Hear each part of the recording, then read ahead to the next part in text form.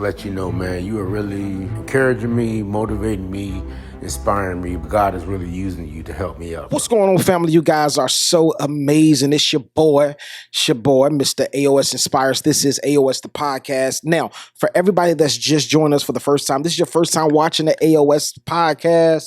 I just got to let you know our mission here is to empower the world to never give up, one conversation at a time, one interview at a time, one video at a time, to help you get to the next level. This conversation we having today is next level conversation, period, for all relationships. And, you know, we about to start switching the topics that I'm talking about by myself. You know, of course, you already know that our foundation is relationship advice. That's what we do. That's how I built my following. That's what a lot of people love to look, you know, motivation and relationship advice. But I'm going to start transitioning real soon. Oh, yeah, of course, you already see it on 5 Minutes of Motivation. Every Friday, we drop a motivational 5-minute piece to help you out. Y'all need to check out this Friday. We're talking about this Friday. You want to start a podcast with somebody else? Like, that's what we're talking about. So I dropped 3 major keys that I think that'll help some people out. Just a little sample piece to help you out before you really launch a podcast with somebody else. But that's for something totally different. This episode is going to be lit. I want to hear y'all. Listen, I'm going to break down a whole bunch of these clips from this episode because I'm going to drop some bars, right? So let's go ahead and get into it. As I told you, I'm Mr. Aosinspires. This is Aos The Podcast. We lit today. We litty today. This is a good topic. Now, I got to be honest with you. I'm going to date myself again. I keep on dating myself on the podcast. I'm an 80s baby, so you already know what time it is. If you know about Love Jones, this is what Love Jones inspired this podcast today, this episode today, right? Yeah, I remember when, I forgot how it came up. I got to watch it again. But all I do remember, Lorenz Tate said this. He said, when a couple says that they have fallen out of love, that's not what they're saying. He said what they're really saying is they have exhausted the possibilities. I know you already see the title, exhausted the possibilities, relationship. Like, let's really dive deep into that. I want to peel back this first layer real fast. Many people that have been in relationships for years, I mean, it hurts me to my heart that I hear people, I'm talking to people, they've been married for 20 years, 30 years, right? Matter of fact, I met this doctor and she was in a relationship. I think she said 21 years or 20 some crazy number like that, right? And, you know, of course, doctors, they make real money. They make good money, right? Especially in the field that she does. And her husband or ex-husband at the time was making real money. Now, it made me think, like, hold on. Why, number one, why did y'all get a divorce, right? You couldn't work that thing out. It made me think about Love Jones. It's not that people have grown apart, right?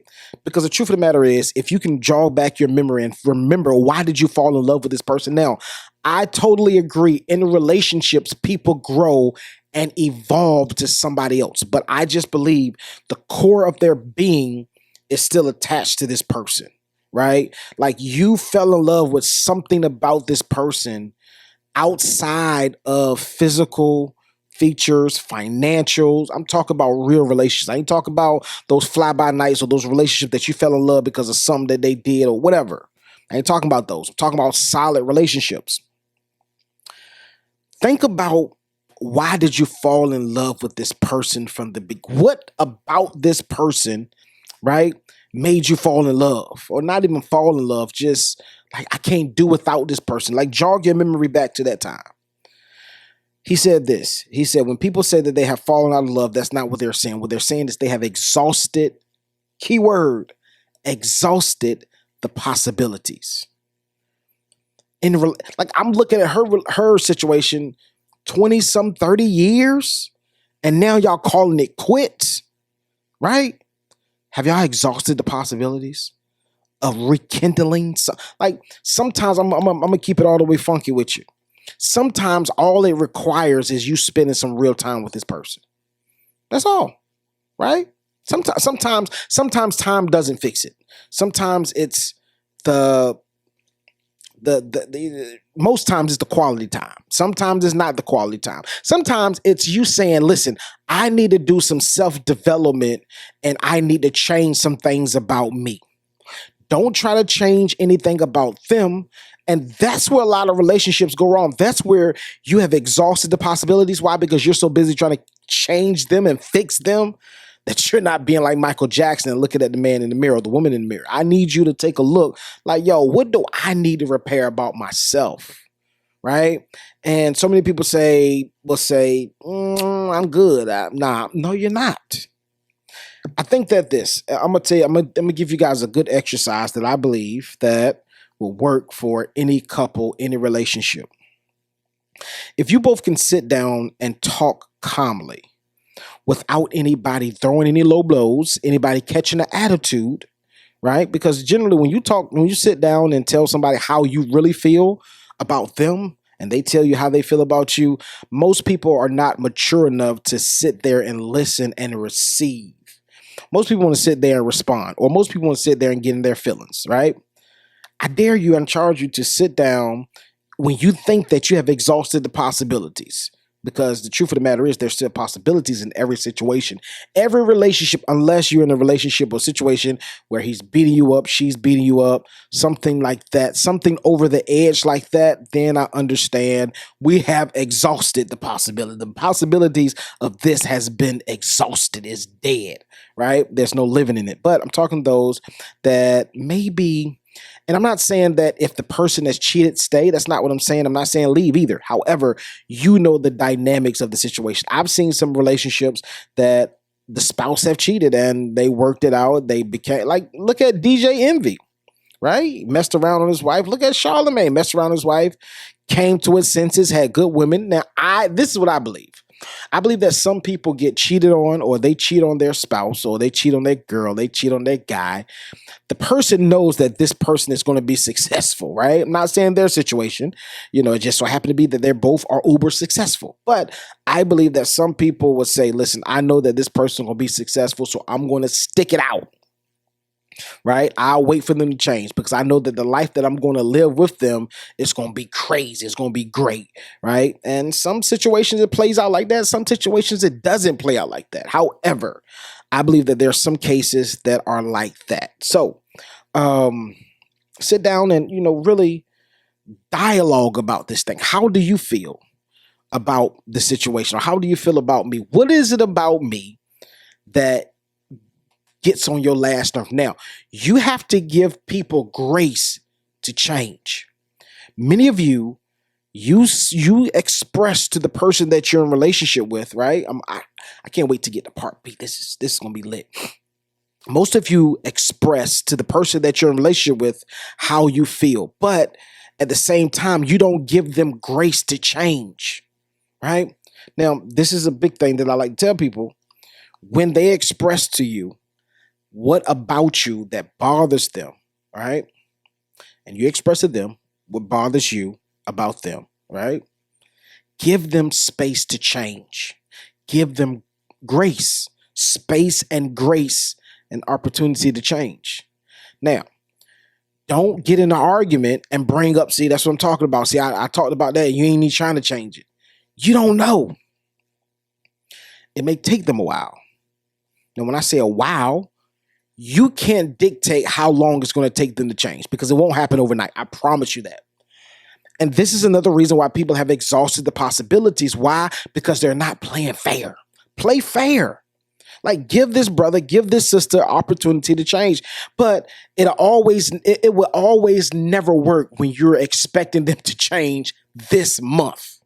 Like, I want to see some subtle change. Yes, I agree. There should be some type of, pivoting, trying to change, right? Like trying to move in the right direction. However, you want the person to move all the way in that direction tonight.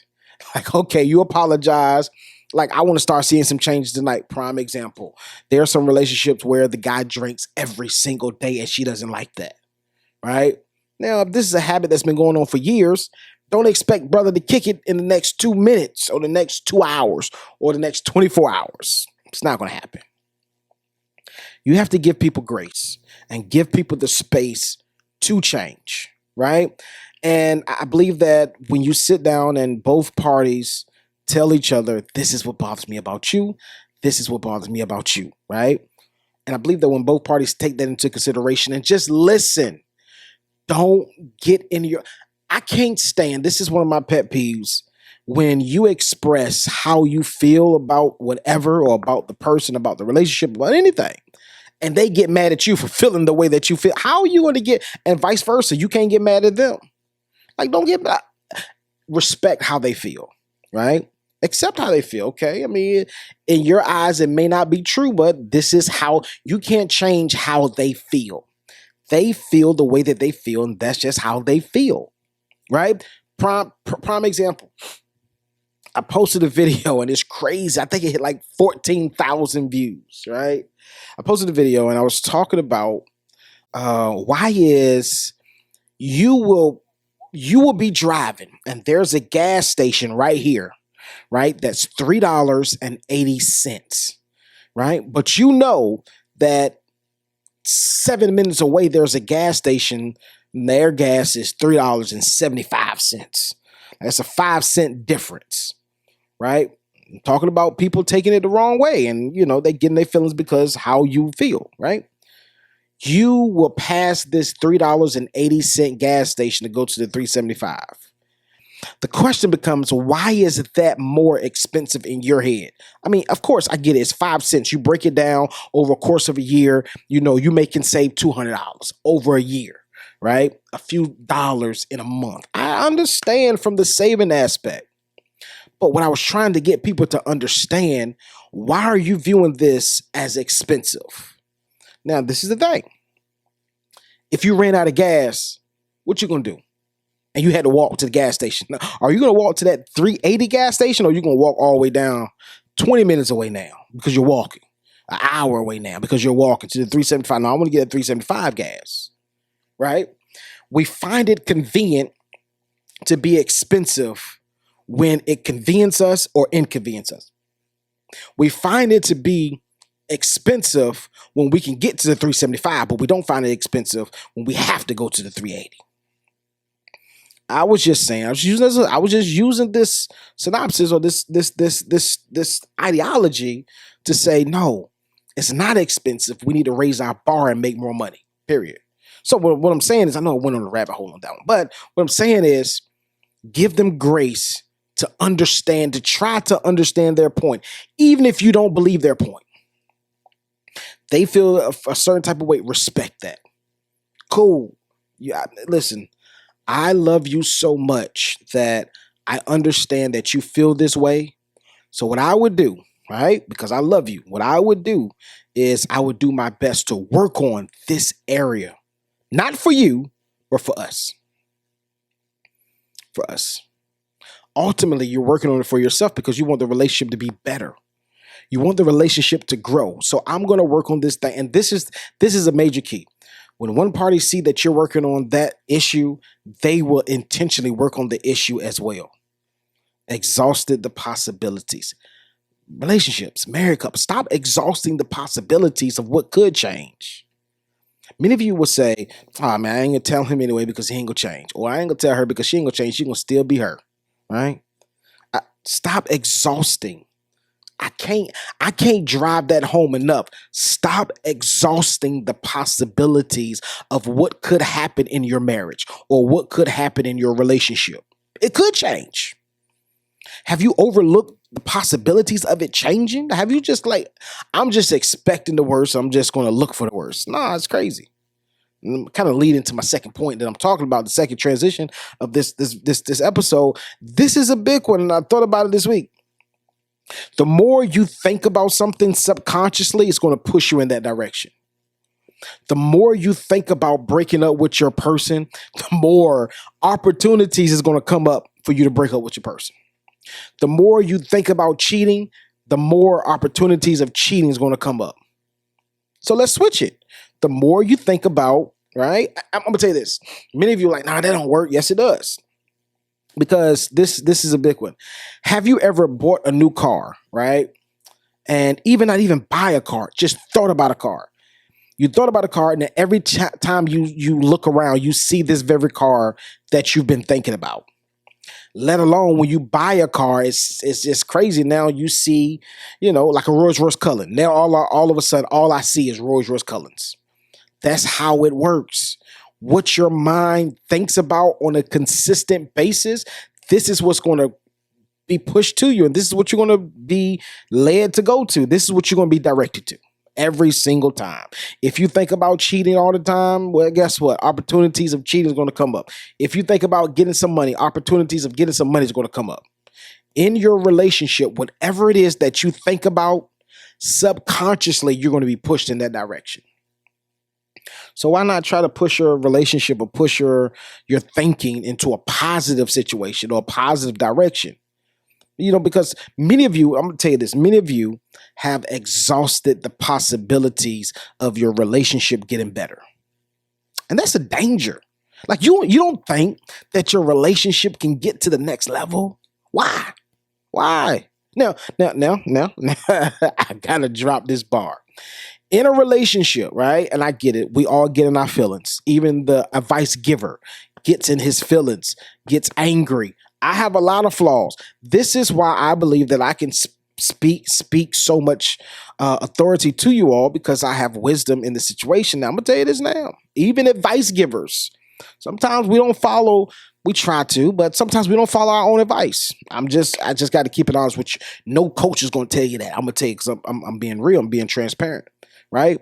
Sometimes in certain situations, we don't want to follow our advice. We know what to do. Have you ever known what to do, the right thing to do, but you didn't want to do the right thing? The right thing didn't feel too good, or the right thing you didn't want to do the right thing. You wanted to do what you wanted to do.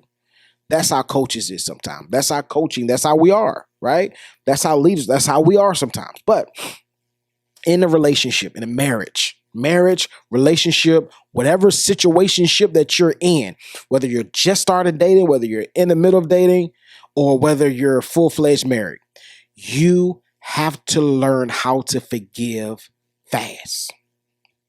And I'm going to tell you this. This plays a part in you exhausting the possibilities, because if you don't forgive quickly, what will happen is you will hold on to this grudge, and it's going to affect your relationship every single time. As long as you hold on to a grudge, your relationship is going to be on the brinks of breakup every single time. Why? Because every argument that comes up, this grudge is going to come up. Every time you get mad, this grudge is going to be in your mind. Every time a situation comes up, you talk harshly to your guy, you talk harshly to your woman. Why? Because you're holding a grudge. Let it go. I need y'all to leave in the comments real fast. Let it go. Right? I get it. They hurt you. Talk about it. Sit down like two grown adults and sit down and say, listen, this hurt me. This made me feel a certain type of way, right? Like, let's really be honest and be mature enough to receive what they have to say. And after you guys have talked about it, you have to learn to forgive and move on, right? Many people have exhausted the possibilities because they don't believe in forgiving. And that's a danger. If you hold grudges, especially if you're in a relationship, that's a dangerous place to be, to hold a grudge. Because you still got to deal with this person every single day, especially if you're married. You got to deal with this person every single day. Let me give you your secret. They're not going nowhere. They in the house. Y'all in the house together. Why are you holding a grudge? Now, many of you hold grudges against your friends, and it works. Why? Because you don't have to see your friend every day. You don't have to see them 24/7. But you're married. You're in the house together. Why are you holding? I get it. They made you. Now, listen, I've never been like this, but I can get hot for about a good 2 hours. I think that hour is a max for me. I think that's my limit of being hot, being mad, right? But there's some relationships, they can go all week and not say nothing to each other all week, or say the bare minimum to one another. No, that's not cool. Nah, you need to change that immediately. Like, how can you go a whole week without saying nothing to your lady or saying nothing to your guy, right? Like, you big mad. Oh, what probably I say? Oh, you mad? I can't argue with you. You mad? Like, why? Why be that mad? I get it. Now I'm gonna tell you this: there's case by case situations, things that they did or things that happened in the relationship. I get it, understand. But the thing about it is, if you can get over this thing, really analyze the problem that you have. If you can get over this problem, don't hold that grudge. Right now, I'm not suggesting that y'all need to talk it out right now, no, because some shots gonna get fired and some low blows gonna get hit. No, wait till everything cools down. Wait till you cool down. Wait till they cool down. Then y'all need to talk about it. But I don't need you holding a grudge, because when you in fact hold a grudge, this will make the issue get bigger. It could be a really small, minute issue. She don't take out the trash, or she does something with the trash can, or he don't cut the grass as he ought to, right? And you're holding this grudge without communication, right? Pressure bust pipes, so true. And you allow this thing, because you're holding a grudge, to grow. Why? Because other issues are going to happen. Other problematic problems is going to happen in your relationship. But since you have not showed attention or dealt with this one issue, it has grown to a huge issue. Now you explode and they're like, hold on, where did this come from? Because I've been holding this grudge against you. And I have exhausted the possibilities. So when a couple has said that they have fallen out of love, that's not what they're saying. What they're really saying is we have exhausted the possibilities. There's still possibilities that you guys can mend this relationship together. But in order for the relationship to be mended together, you have to throw away the grudge and forgive and move on. Now, with the doctor, she was like that he cheated, right? And, it's crazy. And I asked her this because, I'm a podcaster. That's what I do. I ask questions. So I asked her, I said, now, have you gotten over it? She said, I'm going to be honest with you. Some days are good days, some days are bad days. And I think she said they've been divorced for about 4 or 5 years now, or maybe 3 years, something like that, right? Nothing too crazy, but, it's still kind of fresh. But and you would think that having access to finances the way that she does, she'll be cool. Nah, Now, I'm gonna be honest with you. I hear people say this all the time. They thought that being a millionaire would make life easier. Now, I'm going to tell you this now. Being a millionaire does make life a little bit more easier. Let's say that. That makes life a lot easier. I'm about to find out soon, right? It makes life a lot easier. Now, I tell people this all the time. Now, I get it. Money is not going to make life super better, because you're going to have other issues being rich or being a millionaire, being a billionaire. You can have other issues. However, I would rather be rich and have issues than to be broke and have issues. Point blank, period. Many of y'all won't agree, but the real ones, you will agree. I would rather be a millionaire or be wealthy and have issues than to be broke and have issues, right? Truth of the matter is, 95% of most people's problems would be solved if they had money. Oh, you ain't got nothing to say. Okay, I got you. I feel you. But in a relationship, and now I know you're saying there has been some relationships like Kanye West. They're both millionaires, right? Or he was a billionaire. They both had crazy, she's a billionaire. They had both had crazy access to finances, and it didn't work. Like I said, it's a case-by-case situation. But you can go to a broke relationship that's dead broke. I mean, shot broke. Now, there's different levels to broke, right? You have the broke where we have money to pay this, but then after we pay this, we down to about $300-$400, or we down to $100. That's a different type of broke. I'm talking about broke is where, listen, I don't have enough money to pay these bills, right? And we're not buying no food, going out to eat. We're not doing nothing extra, but I just don't have enough to pay these bills, right? And the rent is only $500. That's broke, So I guarantee if you give that couple $1 million, their relationship will go to the next level. I promise you, right? It's all perspective.